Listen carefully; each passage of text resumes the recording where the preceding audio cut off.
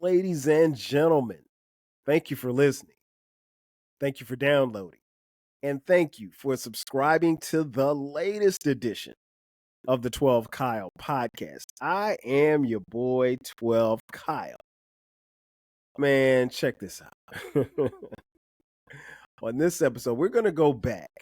We're going back 30 years. We are going to talk about the rise and the fall of Bad Boy Records. Now, if you've been following the podcast, I know that you've already heard the episode that I did with the homies, Baylor the Great and Uncle Dolomite. Shout out to the fellas, man.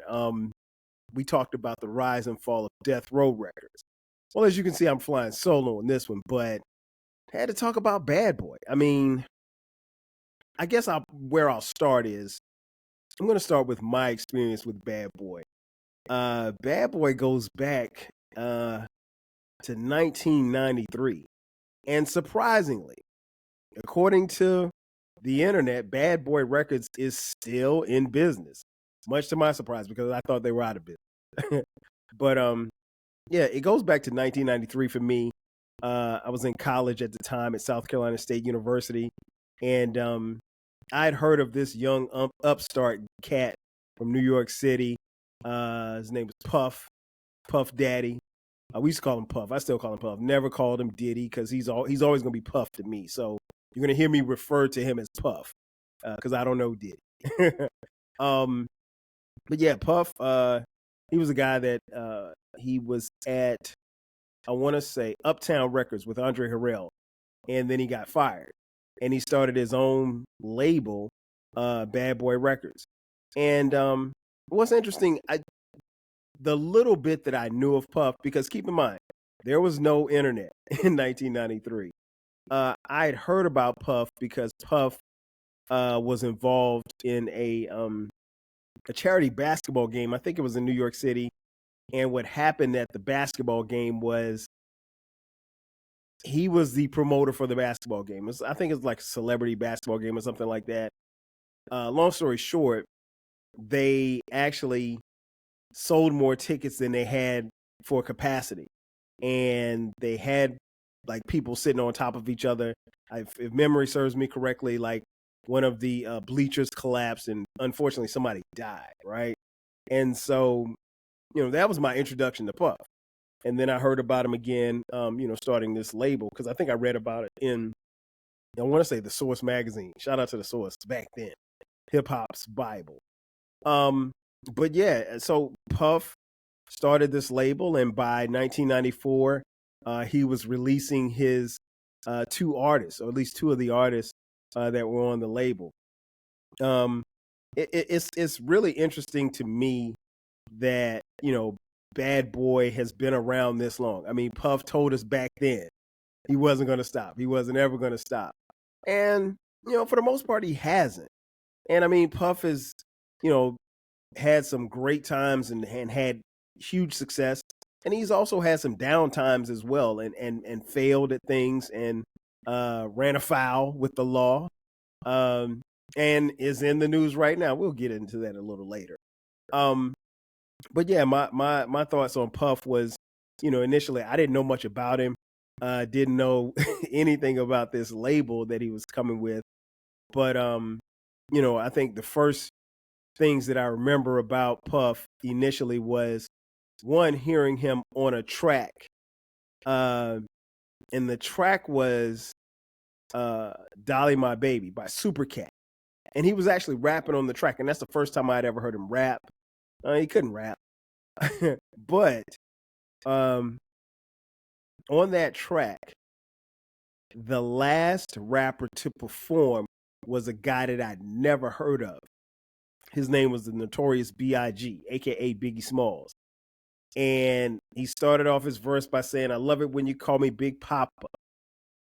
And I told the story before, like, after that, I was hooked. Like, I didn't know who this guy was. It was a while between the time that I heard the song on tape, shout out to cassette tapes, and actually seeing the video. So I didn't know what he looked like or anything like that, but he just sounded different.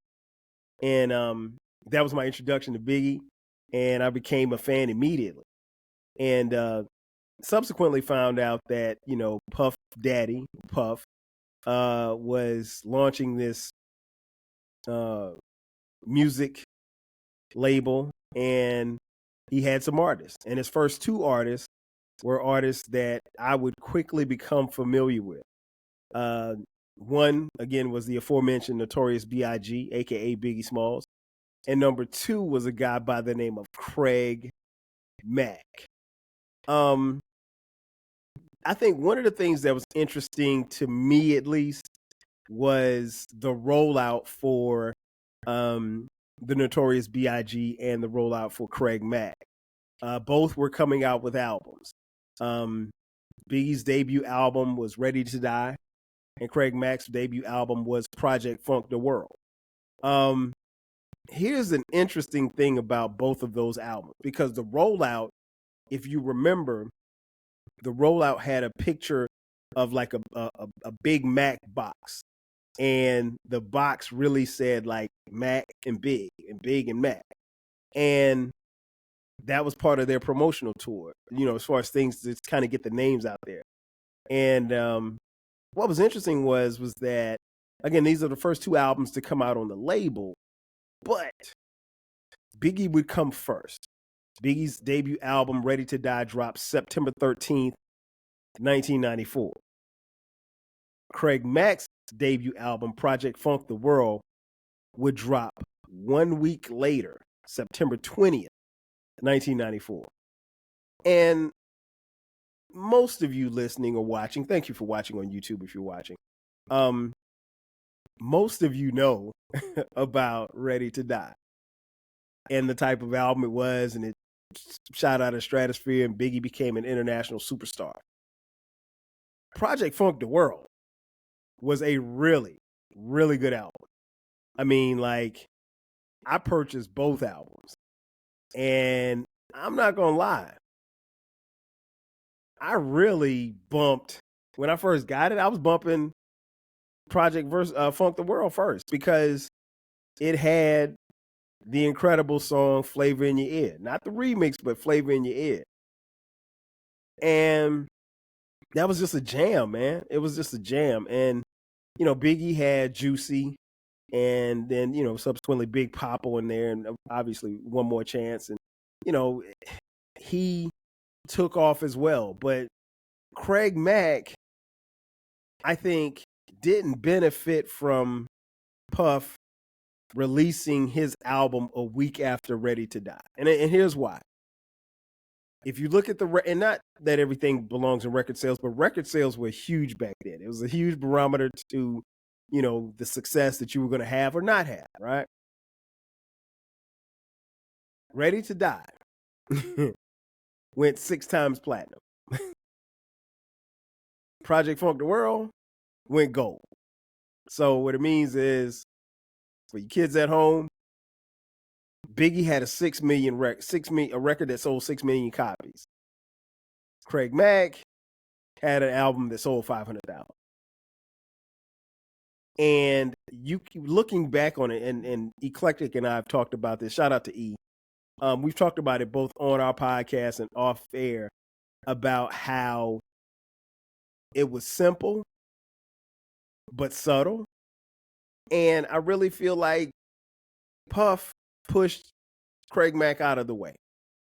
I could be wrong. I don't think I'm wrong. I think Puff pushed Craig Mack out of the way, and he rode the horse that was Biggie Smalls. And rightfully so. I get it. But Craig Mack was those guys were really supposed to be a team. And I think when you look at some of Puff's business decisions, I think he doesn't get criticized for that, but I think he should be criticized for it, because I don't think that releasing their albums so close together helped Craig Mack. And, you know, Craig Mack, in my personal opinion, I don't think he was ever the same after that. That's just my personal opinion. But Bad Boy, as a label, took off after that. I mean, you have Puff, who was the producer of the album, but he was all in the videos, dancing. And he was. And he became, a figure and a staple in hip hop. And he slowly but surely built an empire. If you're not familiar with some of the artists, some of the people who were on Bad Boy, I can enlighten you with some of the artists who were on Bad Boy, because Bad Boy at one time had a extremely deep roster of artists, some of whom you know, some of whom you might not know. Of course, I mentioned Craig Mack, Biggie, Faith Evans, Total, the R&B group Total, the R&B male group 112, a guy by the name of Mason Betha, The Locks, Black Rob, Carl Thomas, Shine, G-Dep, Loon, The Band, which was a group that he created from a TV show. 8 Ball and MJG. Not a lot of people remember them on Bad Boy. New Edition had a short stint on Bad Boy. Boys in the Hood, a group that had a member that we all came to know, who would soon defect and go solo, a young guy by the name of Young Jeezy. Young Jock, Gorilla Zoe, King Los, Cassie, more on her in a few. French Montana, Pit Bull, just to name a few. Did I mention Black Rob? Black Rob. Also, there's somebody I'm forgetting. Did I mention? I think I mentioned Gorilla Zoe. Danity Kane, that's who I meant. And Day 26. And then Puff had his own production team.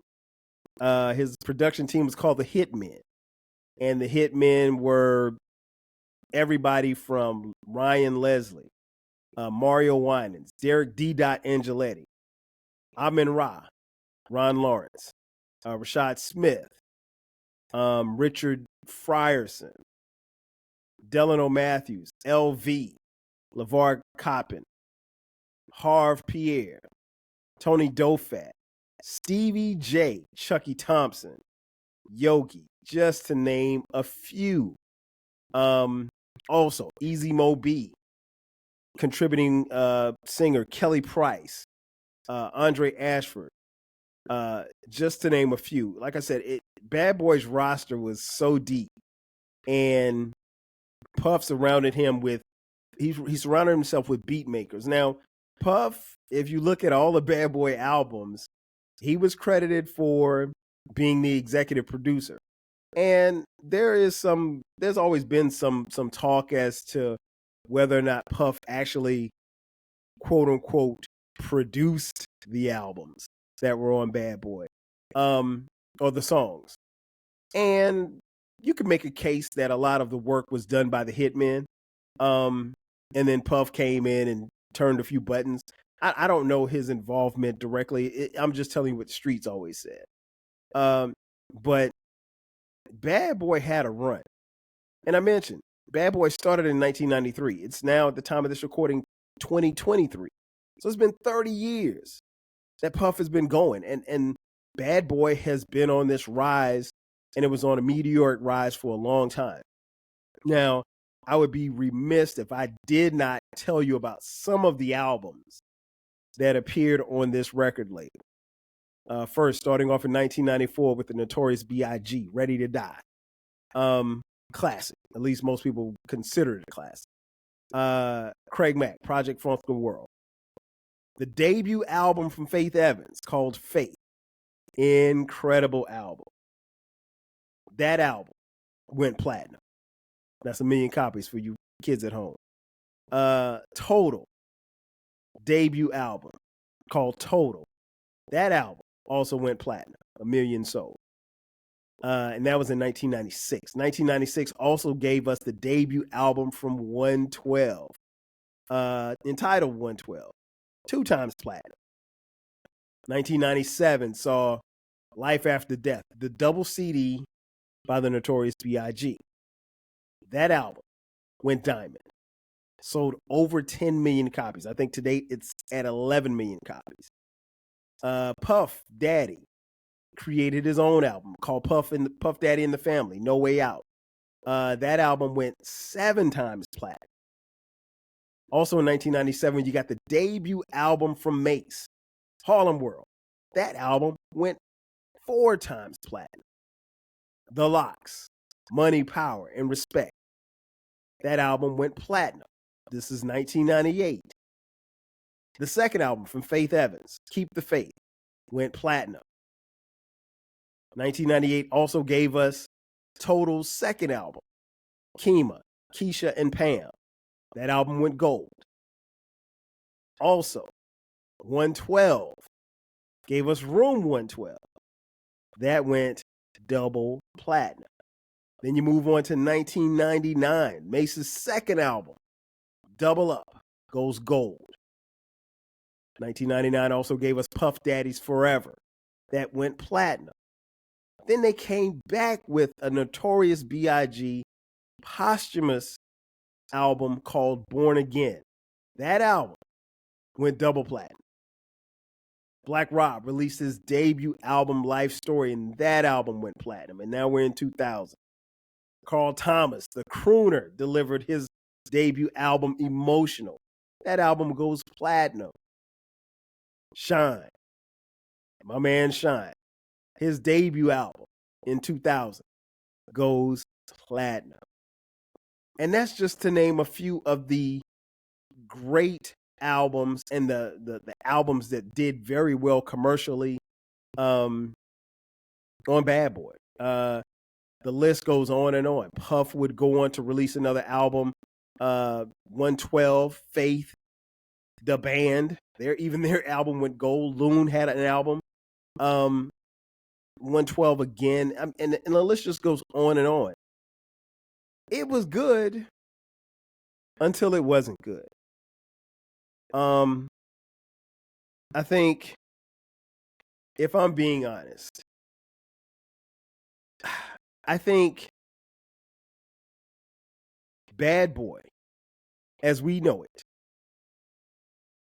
the decline of Bad Boy probably started on March 9th, 1997. It was on that day that the Notorious B.I.G. was tragically murdered in Los Angeles, California.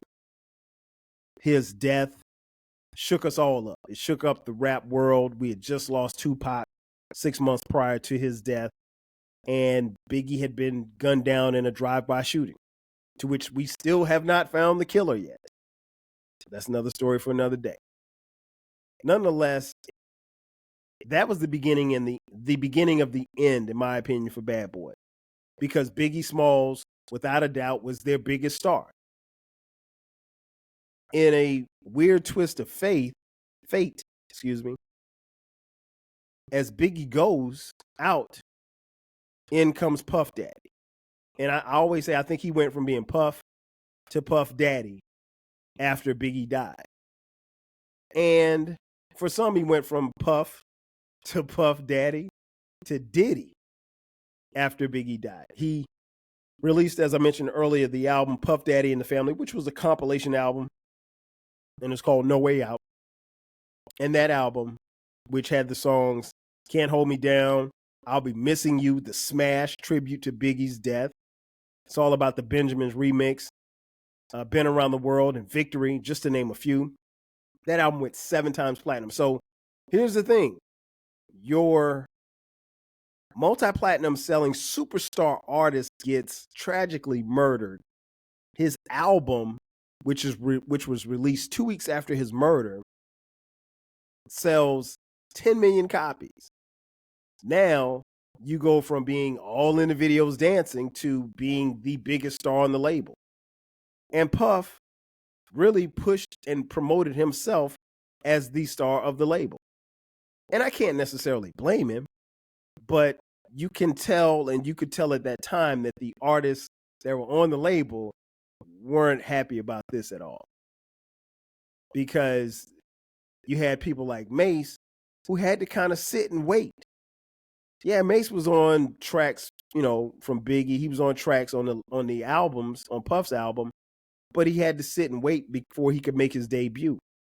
Same for Black Rob. I think Black Rob may have waited the longest.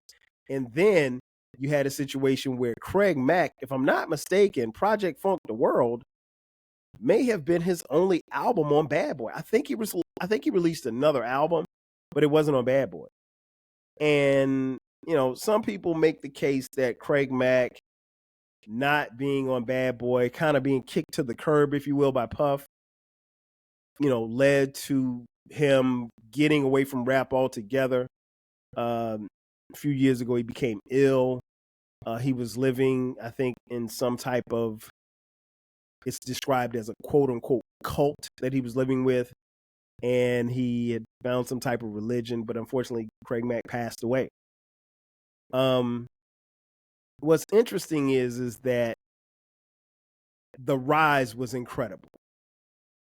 But this fall that Bad Boys had, falling off, it's been a slow fall off, but it's been a fall off nonetheless. As we talked about with the rise and fall of Death Row Records, I think the rise and fall of Bad Boy it's been a slower fall, but still a fall nonetheless. And Puff has had his issues. I mean, he had his issue with Shine, his artist. I mean, you remember the story. He and Shine and Puff's then girlfriend, Jennifer Lopez, in a club. All of a sudden, shots get let off. Puff, Shine, J-Lo scramble to get out of the club, and Shine ends up going to jail for what? Shine go to jail for like 7, 8 years? Puff ain't do no time. Neither did J-Lo. And then, it's been well documented. Bad Boy artists, almost all of them, to a man, to a woman, all seem to be in some very, very bad contracts. Now, I do know this. There was a time, and this is documented, so it's not something that I'm speculating on. There was a time where between Biggie releasing his first album and the album actually coming out, that Biggie needed some money. And he needed the money fast. He had gotten off the street. He wasn't hustling anymore. And he was trying to go legit. And Puff convinced Biggie to sell him his publishing for $500,000. And you think for yourself, okay, yeah, well, $500,000, particularly in, let's say, 94, is a lot of money. I mean, $500,000 is a lot of money right now, right? But the problem is, and no one saw it, and obviously Biggie didn't see it, Biggie's publishing is, and your artist's publishing is how they get paid the royalties off of the money from the songs that they've made. Puff had that. So Biggie wasn't getting the money that he should have been getting. I read off to you the numbers. The first album, that album goes 6 times platinum. The second album goes, well, I mean, he wasn't around for the second album, but still, even going 6 times platinum, Biggie made a lot of money, but he should have made a lot more money off of that album. And he never got a chance to see it. And even with the Life After Death album, which dropped, like I said, 2 weeks after he was murdered, Biggie's family, Biggie's wife, who was Faith Evans at the time, they got money, but they didn't get as much money as they should have gotten because Puff had his publishing. And like I said, almost from every artist, when we know about we remember the Lox's public beef with Puff. They actually took their concerns to, I think it was Hot 97 in New York. It was Hot 90. I think it was Hot 97 in New York. And they let it be known on air about how Puff had treated them contract-wise. And I'll be honest. I mean, like, if you do your Googles, you'll find there aren't many artists, at least that I could tell, that were on Bad Boy that were satisfied with their contracts, from 112 to Total to Faith to Shine. I mean, like, I've never heard a Bad Boy artist say anything positive about their contract. Now, conversely, I can't really say that I heard anybody say nice things about Death Row's contract, but it appeared that Suge took care of his artists. And I'm not comparing Puff to Suge, but it's documented, right? And of course, we know, you don't need me to get into it, so I won't, but we know about the East Coast, West Coast, quote unquote, beef. But I mean, when Suge said, if you don't want your director all in the videos dancing, I mean, hit dog or holler. He was talking about Puff. And then, I mean, he could have been talking about Jermaine Dupri too, because he was all in the videos too. But that's another story for another day. That being said, like, you didn't think that it was gonna come down like this. But a lot of things happen. Biggie dies. Craig Mack dies. Loon goes to jail. G Dep. Shout out to G Dep. G Dep, I think G Dep shot someone. It may have murdered someone. And he got away with it. And then one day he just confessed to the cops that he did it. And I think G Dep is like serving life sentence right now. I didn't look it up, but just, roll with it. 112 is still around. Faith Evans is still around.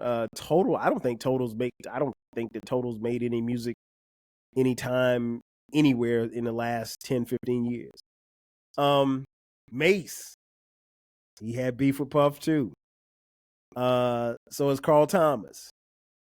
I mean, the list kind of goes on and on. I mean, like, nobody, and again, I mentioned the band. The band was created on a reality show.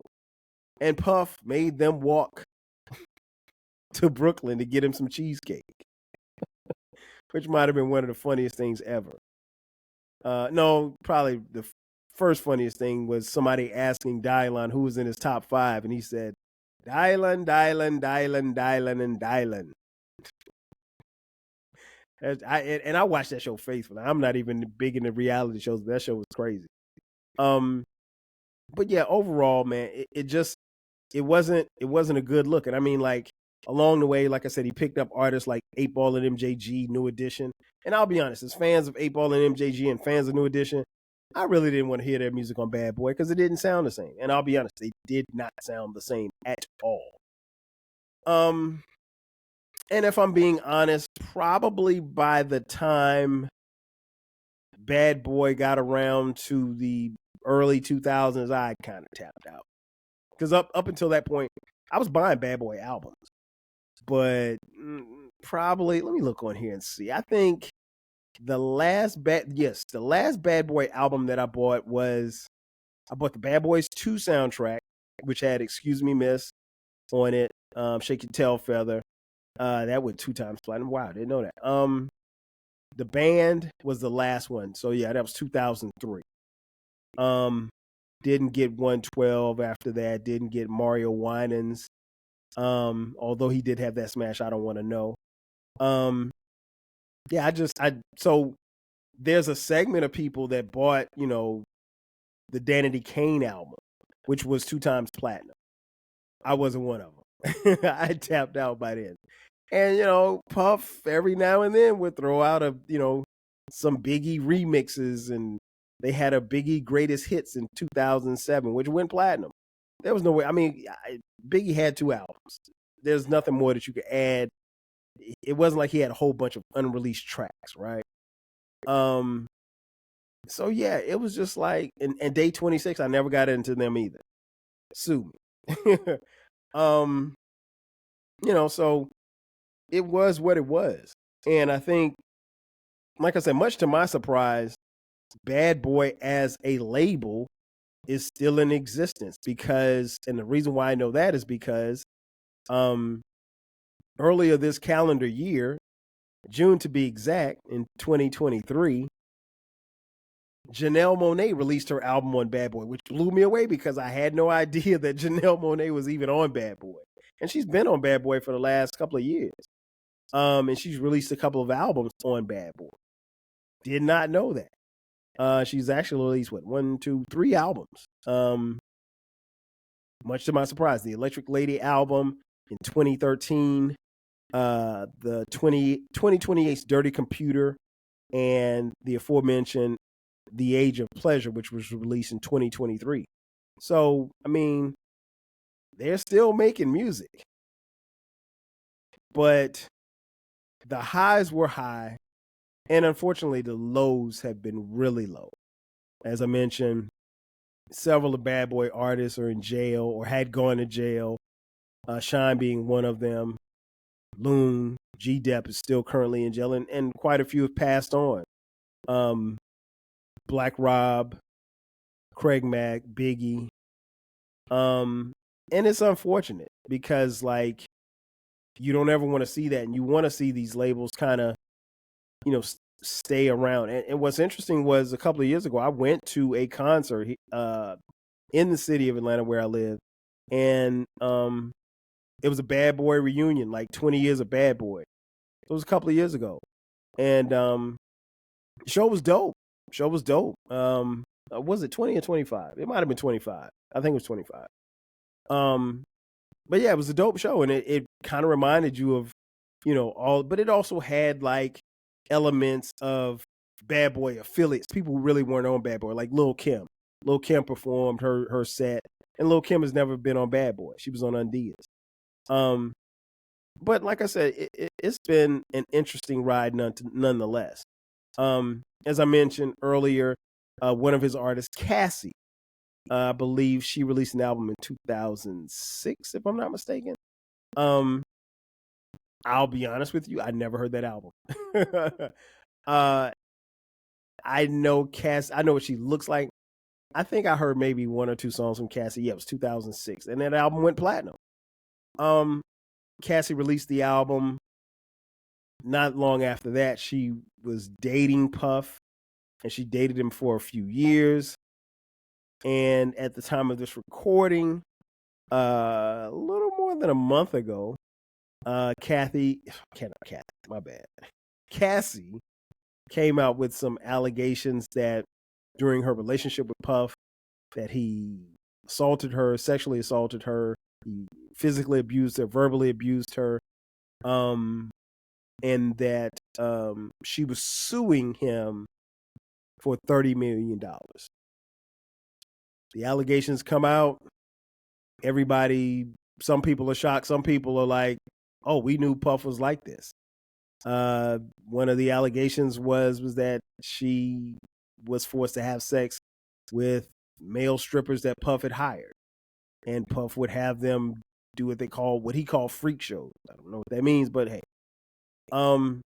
Nonetheless, the lawsuit comes out, and the very next day, Puff settles the lawsuit with her. Industry insiders have said that Cassie, whose original lawsuit was for $30 million, got somewhere between 50 and 100 million. So she got more than what she was actually suing for, because the reality is Puff could not afford to have these allegations out there. Now, since then, there have been others that have come forward that have said that Puff sexually assaulted him or beat him up or something like that. And, these cases will be tried in court or settled out of court. It's not a good look for Puff. If you settle out of court, public opinion deems that as an admission of guilt. And that's unfortunate because I think, he has this public persona as to who he is, and then he has who he is in real life behind closed doors. And I don't necessarily know that we'll ever see that side of him, but I don't know that Puff can or will ever recover from the image hit that he took from these allegations. He's had to step down from his position at Revolt. He said it's temporary, but we'll see. And people not really trying to work with Puff right now. And yet he still has Bad Boy records to run. I don't necessarily know if Bad Boy is putting out any more music coming into the new year of 2024 at the time of this recording, but we'll see. Will people still rock with Puff? I'm not sure, because Puff is hot right now, and I don't mean hot in a good way. He's hot in the sense that I don't necessarily know if you want to stand by him. I don't know if you want to touch Puff right now. And that's amazing to say, because at one point in time, he and his record label dominated hip-hop. Especially once Suge went to jail and got out the way. Bad Boy. Even when Suge was in the streets, when Bad Boy and Death Row were clashing, they were the two biggest rap labels. They were the two biggest labels in the world. Nobody was talking about Motown. They were all talking about Bad Boy and Death Row. And Puff told you, and he showed you. He danced across the stage, and he danced in the sands, and he made these $1 million videos, and they sold all of these records. And now it's just a memory. This is the rise and fall of Bad Boy. And I can make a strong case that Bad Boy's fall started much like Death Row's fall started at the murder of their biggest superstar, through no fault of their own. Because we would love to have Pac and Biggie back here with us. But that's how it kind of played out. And it'll be interesting to see just how far Bad Boy falls. Ultimately, their fall is going to be tied to the guy who started it all 30 years ago. And at this point, he has to figure it out, because he has no control as to how or what happens from here. Ladies and gentlemen, this has been another edition of the 12 Kyle podcast. Thank you for tuning in. I appreciate it. Make sure that you download, like, subscribe, tell your friends, tell your mama, tell everybody about the podcast. Remember, the podcast drops every Thursday at midnight. From time to time, we drop bonus episodes on Sundays at midnight. Follow us on all the socials. Twitter, Instagram, 12 Kyle podcast. Also, we're on TikTok. Almost forgot. We're on TikTok, 12 Kyle podcast. If you feel so inclined and you want to send us a couple of dollars to bless the podcast, hit us up on Cash App, $, spell it out, TWELVEKYLE. Again, that's going to do it for me. I am your boy, 12 Kyle, and this has been another edition of the 12 Kyle podcast. I'll catch you guys next time. 5 G's.